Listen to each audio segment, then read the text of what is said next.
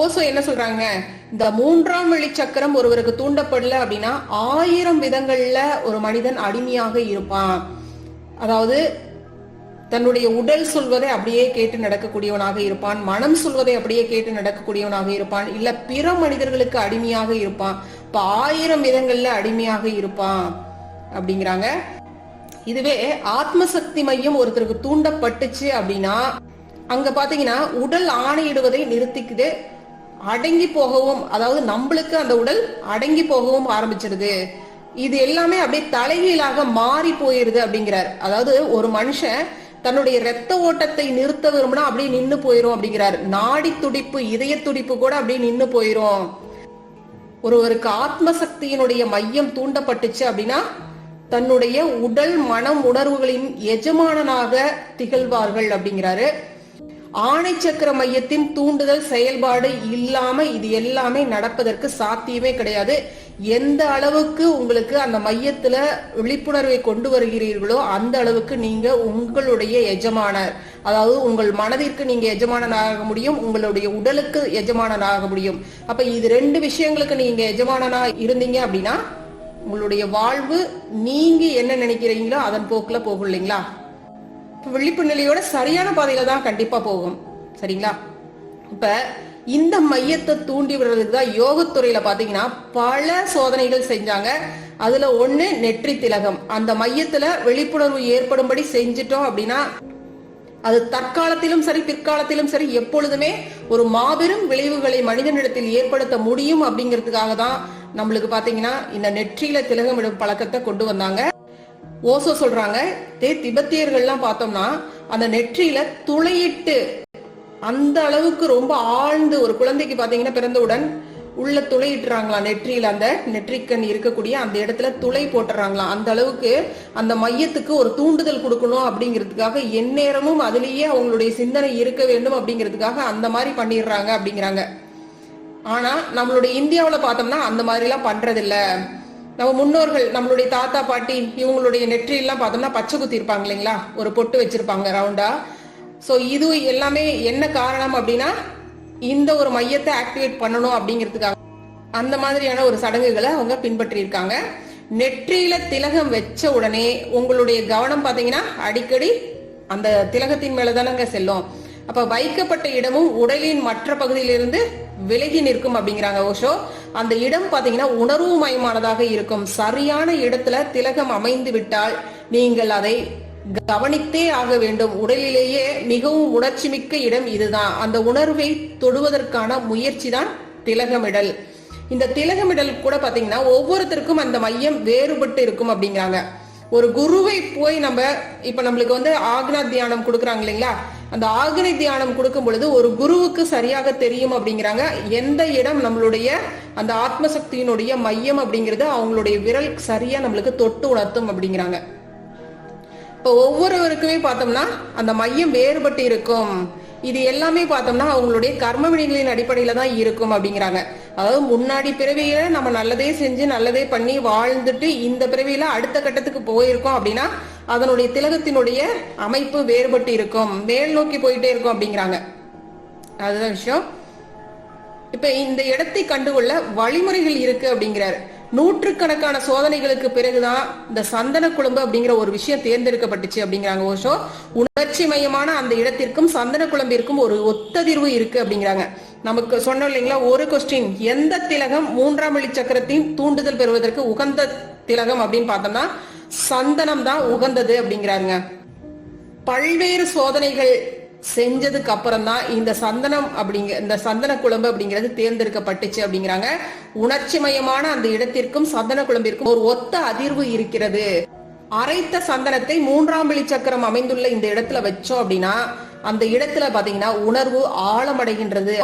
ஆணை சக்கர மையத்தினுடைய உணர்வுகள் தூண்டப்பட்டுச்சு அப்படின்னா உங்களுக்கு ஒரு ஒத்திசைவும் கௌரவமும் கூடும் அப்படிங்கிறாருங்க ஓஷோ. உங்களுடைய வாழ்க்கையில கௌரவம் கூடும் அப்படிங்கிறாங்க. நீங்கள் மேலும் முழுமையான ஒருமைப்பாட்டை அடைவீங்க. உங்களுக்கு எதுவுமே பிளவுபட்டு இருக்காது, பிரிந்து நிற்காது, விலகி நிற்காது, எல்லாமே ஒன்றிணைந்து நீங்கள் பூரணத்துவமாக காட்சி அளிப்பீங்க. உங்களுக்கு அந்த பூரணத்துவம் கிட்டும் அப்படிங்கிறாங்க வாழ்க்கையில. நெற்றியில வைக்கப்படக்கூடிய அந்த வட்ட பொட்டுக்கும் நீளமாக வைக்கப்படக்கூடிய அந்த திலகத்திற்கும் வேறுபாடு இருக்கு அப்படிங்கிறாருங்க. வட்ட பொட்டு அப்படிங்கிறது பெண்களுக்கானது. பெண்களுக்கு 3ஆம் விழி மையம் மிகவும் பலவீனமாக இருக்கும் அப்படிங்கிறாருங்க. காரணம், அவளது முழு ஆளுமையும் சரணாகதி அடைவதற்காகவே படைக்கப்பட்டிருப்பதுதான் இதுக்கு காரணம். அவளது அழகே பார்த்தோம்னா சரணாகதியில தான் இருக்கு அப்படிங்கிறாரு. ஆணை சக்கர மையம் ஆற்றல் பெற்றுச்சு அப்படின்னா சரணாகதி அப்படிங்கிறது சாத்தியம் இல்லாத ஒரு விஷயம் ஆயிரும். அப்ப பலவீனமான மையம் தான் பெண்கள்கிட்ட இருக்கு.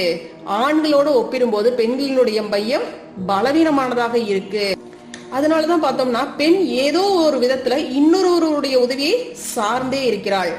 பெண் துணிச்சலுடன் தனித்து நிற்பது சாதாரணமாக காணப்படுறது கிடையாது. பற்றி கொள்ள இன்னொரு கை வேண்டும், சாய்ந்து கொள்ள இன்னொரு தோள் வேண்டும், யாராவது அவளை வழிநடத்தி செல்ல வேண்டும். இதை செய், இப்படி செய் என்று யாராவது அவளுக்கு எடுத்து சொல்ல வேண்டியது இருக்கு. அதை பின்பற்றுவதில் தான் அவளும் பார்த்தோம்னா மகிழ்ச்சி அடைகிறாள் அப்படிங்கிறாங்க ஓஷோ. பெண்ணின் 3வது விழிச்சக்கரத்தை தூண்டிவிடும் முயற்சி இந்திய நாட்டுல மட்டும் நிகழ்ந்திருக்கின்றது. அந்த தூண்டுதல் இல்லை அப்படின்னா பெண் ஆன்மீக வாழ்வில் முன்னேற்றம் காண முடியாது அப்படிங்கறதுனால அந்த முயற்சி இந்தியாவில மேற்கொள்ளப்பட்டிருக்கு. மனோசக்தி இல்லாமல் தியான பயிற்சியில அவளால முன்னேற்றம் காண முடியாது. அதனாலதான் அந்த இடம் திடமானதாகவும் உறுதியானதாகவும் இருக்க வேண்டும். ஆனால் பெண்ணுக்கு வேறு வகையில் முயற்சி செய்யணும். ஆண்களுக்கு செய்யறது போல பெண்களுக்கு கடினத்தன்மையோடு முயற்சி பண்ணா பெண்மையினுடைய தன்மை குறைந்து போயிடும். அப்புறம் அவளுக்கு ஆணுடைய இயல்புகள் வளர ஆரம்பிச்சிடும். அதனால வட்டப்பொட்டு பெண்ணின் கணவனோடு மாறாத உறுதி தொடர்பு கொண்டிருக்கிறதா இருந்துச்சு. இந்த தொடர்பு தேவை இல்ல அப்படின்னா அவளுடைய சுதந்திரம் கூடி போயிடும் அப்படிங்கிறாங்க. அதாவது ஆணினுடைய திலகம் எப்படி இருக்கணுங்க, நேரா இருக்கும். பெண்ணினுடைய திலகம் வட்டமா இருக்கும். அப்ப பெண்ணினுடைய அந்த வட்ட பொட்டுக்கும் கணவனுக்கும் தொடர்பு இருக்கு. இந்த தொடர்பு இல்ல அப்படின்னா பெண்ணினுடைய சுதந்திரம் கூடி போயிரும் அப்படிங்கிறாங்க. அவள் தன்னிறைவு பெற்று விடுவாள். அதாவது பெண் அதிகபட்சமான சுதந்திரம் படைத்தவளாக இருக்கும் பொழுது அவளுடைய பெண்மைத்தன்மையும் அழகும் இணங்கும் இயல்பு, அதாவது ஒத்திசைவோடு, அதாவது குடும்பத்துக்கு ஒத்தவளாக இருக்கிறாள் இல்லைங்களா. எல்லா விதத்திலையும் பெண் என்ன பண்றாங்க, ஒத்து போகக்கூடிய தன்மையுடையவளாக இருப்பாள். அப்ப அந்த மாதிரியான குணங்கள் எல்லாமே என்ன ஆயிரும் அப்படின்னா அழிந்து போய்விடும் அப்படிங்கிறாங்க. மற்றவரின் உதவியை நாடுவதில் ஒருவித மென்மையும் இனிமையும் பெண்ணிடம் இருக்கு. அவள் சுதந்திரம் பெற்றுவிட்டால் அவள் கடினமானவளாக இறுகி போய் விடுவதை தவிர்க்க முடியாது. அவளை வலிமையுடையவளாக ஆக்குறதுனால அவளுடைய பெண்மை தன்மை அழிந்து போயிரும். ஒரு தாயாக இருப்பதற்கு இடையூறு ஏற்பட்டு போயிரும். அதனால பெண்களால சரணாகதி அடைகிறது அப்படிங்கிறது சிரமமான காரியமாயிரும். அவளை சரணடைய செய்யவே முடியாது அப்படிங்கிறார் ஓஷோ. அதனால அவளது ஆணை மையத்தை கணவனோடு இணைக்க ஒரு முயற்சி மேற்கொள்ளப்பட்டது. இது 2 வகையில் உதவும்படியாக இருக்கும். அவளது பெண்மையும் பாதிக்காத அந்த இடத்துல அவளது ஆணை மையமும் தூண்டப்படும். இது இன்னொரு மாதிரி கூட நான் சொல்றேன், புரியுதான்னு பாருங்கன்னு ஓஷோ சொல்றாங்க. அதாவது 3ஆம் விழி சக்கரம் சம்பந்தப்பட்டவருக்கு எதிராக செல்லவே செல்லாது. அது சமய குருவுடன் தொடர்பு கொண்டிருந்தால் அது அவருக்கு எதிராக செல்ல முடியாது. அதாவது ஒரு குரு நமக்கு தீட்சை கொடுத்து அந்த இடத்தை தொட்டு உணர்த்தி நம்மளுக்கு அதை ஆக்டிவேட் பண்றாங்க அப்படின்னா அந்த குருவுக்கு எதிராக நம்மளால செயல்பட முடியாது. அது மாதிரி ஒரு பெண்ணின் கணவனோடு சம்பந்தப்பட்டிருந்தால் அவள் அவனுக்கு எதிராக செல்ல மாட்டாள். அப்ப ஒரு கணவனை மனதில் நிறுத்தி தான் பெண் அந்த இடத்துல திலகமிடுறா. அப்ப அந்த கணவனுக்கு எதிராக அவர் செயல்பட மாட்டாள் அப்படிங்கிறார். கணவனின் ஆழ்ந்த தொடர்புடன் வட்டப்பொட்டை அவள் சரியான இடத்தில் அணிந்து கொண்டாள். அவள் அவனை பின்பற்றி நடப்பாள். அதே சமயம் அவள் உலகின் மற்றவரை விட அதிக சக்தி வாய்ந்தவளாக திகழ்வாள். பெண் சக்தி பெரும் சக்தி அப்படிங்கிறோம் இல்லைங்களா. அப்ப பெண் இந்த மாதிரி நடந்துக்கும் பொழுது உலகில் மற்றவரை விட அதிக சக்தி வாய்ந்தவளாக திகழ்வாள் மனதளவில் அப்படிங்கிறாருங்க. பெண்ணினுடைய அந்த வட்டமான பொட்டு அவள் கணவனுடன் மட்டுமே சம்பந்தப்பட்டிருக்கு. அவள் தன் கணவனை மட்டுமே பின்பற்றுவாள், அவனுக்கு மட்டுமே சரணடைவாள். அது தவிர உலகின் மற்றவர்களிடையில் அவள் தன் சுதந்திரத்தை பாதுகாத்துக் கொள்வாள். அவளது பெண்மை இயல்புக்கு எந்த குறையுமே நேராது. கணவன் இறந்தவுடன் அவள் தன் திலகத்தை அழித்து விடுகிறாள். காரணம், இனி அவள் யாரையும் பின்பற்ற வேண்டியதில்லை. அதன் அறிவியல் அம்சம் என்ன என்பது மக்களுக்கு தெரியாது. பெண் விதவியாகி விடுவதால் பொட்டு அழிக்கப்படுகிறது என்று மக்கள் நினைக்கிறாங்க. காரணம் வேறானதாக இருக்கிறது. காரணம் அப்படி இல்லை அப்படிங்கிறாருங்க ஓஷோ. இந்த திலகம் கணவன் இறந்தவுடன் பெண் பொட்டு வைக்க கூடாது அப்படின்னு சொல்றதுக்கான காரணம் வேற அப்படிங்கிறாருங்க ஓஷோ. என்ன சொல்றாருன்னு பாருங்க. கணவன் இறந்த பிறகு பெண் அதிக சுதந்திரத்துடன் ஆண் பிள்ளை போல வாழ்நாள் முழுவதும் வாழலாம். மிகுந்த சுதந்திரம் பெற்றாதான் அது அவளுக்கு மேலும் நல்லதாக போகும். ஏன்னா அதுக்கப்புறம் அவளுக்கு அதீதமான சுதந்திரம் தேவையாக இருக்கு. அதுதான் அவளுடைய வாழ்க்கைக்கு நல்லதாக இருக்கும். அற்ப காரியத்துக்கு கூட பிறரை சார்ந்திருக்கும் நிலை அவளை விட்டு அடியோடி விலகி போக வேண்டும். அதற்காக தான் நம்மளுடைய சமயம் இந்த மாதிரியான ஒரு விஷயத்தை நிகழ்த்துச்சு. பெண் பொட்டு வைக்கிறதுக்கான காரணம் தன்னுடைய கணவனை மையமாக வச்சு அந்த இடத்துல பொட்டு வைக்கிறான். அப்ப கணவன் வாழ்நாள் முழுவதும் தன்னுடைய கணவனை பின்பற்றக்கூடியவளாக இருக்கிறா அப்படின்னா, ஆனா அவளுடைய கணவன் இறந்ததுக்கு அப்புறம் பொட்டு வைக்க வேணாம் நம்மளுடைய மதம் சொல்லுது. என்ன காரணம் அப்படின்னு பார்த்தோம்னா, சுதந்திரத்தன்மை உனக்கு தேவை, இன்னும் அதிகமான பலம் தேவை, நீ மற்றவரை சார்ந்திருக்க வேண்டாம் அப்படிங்கிற ஒரே காரணத்துக்காக தான் இந்த மாதிரி நம்மளுடைய சமயம் போதிச்சுச்சு. ஆனா காலப்போக்குல அது மூட நம்பிக்கை அப்படிங்கிற மாதிரி கொண்டு வந்து வச்சுட்டாங்க. அதனுடைய புரிதல் இல்லாம போயிருச்சு மக்கள் கிட்ட அப்படிங்கிறாங்க. பொட்டு பரிசோதனை ஆழமானது. சரியான இடத்துல சரியான பொருள் கொண்டு சரியாக வைக்க வேண்டும். இல்லாவிட்டால் அதற்கு அர்த்தமே இல்லை.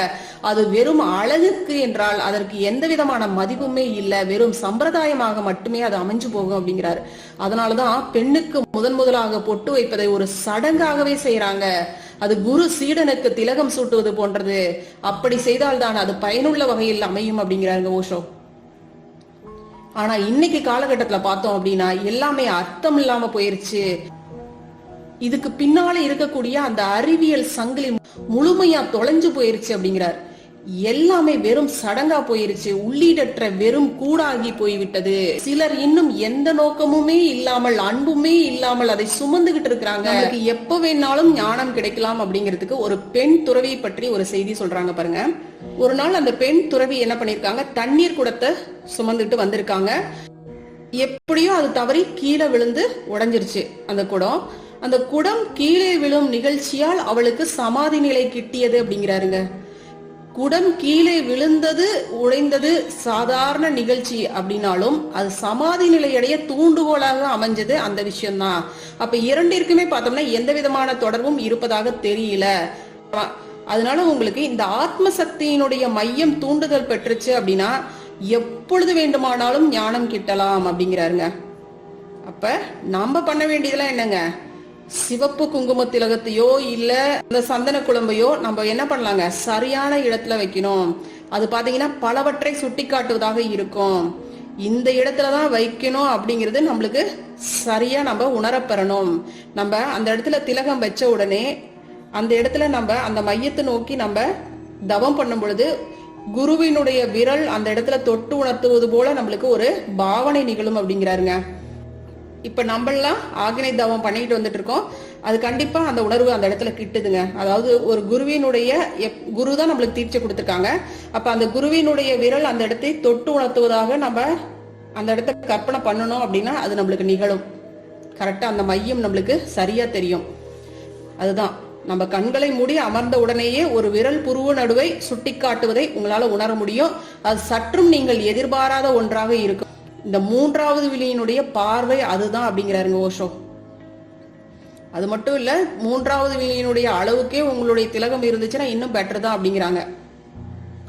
24 மணி நேரமும் உங்களுடைய சிந்தனை பார்த்தோம்னா அந்த இடத்திலேயே நிலை கொண்டிருக்கும். அதனால உங்களுக்கு இந்த மையம் மிக எளிமையாக மிக விரைவாக அந்த இடத்துல உங்களுக்கு தூண்டுதல் பெறும் அப்படிங்கிறார். நம்ம இந்த தியானத்தை மேற்கொண்டுகிட்டு வரக்கூடிய அந்த காலகட்டத்திலேயே பார்த்தோம் அப்படின்னாவே நம்மளுடைய வாழ்க்கையில பாத்தீங்கன்னா படிப்படியான முன்னேற்றங்கள் வந்துகிட்டே தாங்க இருக்கும். அதனால கண்டிப்பா இந்த ஆக்னை தவம் பண்ணுங்க. ஏன்னா இந்த மையம் தான் நம்மளுடைய ஆகாமிய கர்ம வினைகளை போகக்கூடியதாக இருக்கு இல்லைங்களா. நம்ம பிறந்தது முதல் இன்னைக்கு வரைக்கும் செய்த பாவ வினைகள் கர்ம வினைகள் எல்லாத்தையும் முழுமையாக அகற்றக்கூடிய அற்புதமான மையம். அப்ப எல்லா வினைகளும் கழிஞ்சிருச்சு அப்படின்னா நம்ம வாழ்க்கை எப்படி இருக்குங்க, தூய்மையானதாக இருக்கும், நிம்மதியானதாக இருக்கும் இல்லைங்களா. அதுதாங்க விஷயம், அதுதாங்க இதனுடைய முக்கியமான நோக்கமே. இது எல்லாத்தையும் முழுமையாக அகற்ற வேண்டும் அப்படிங்கிறதுக்கான நோக்கமே அங்க அதன் அடிப்படையில தான் வச்சாங்க.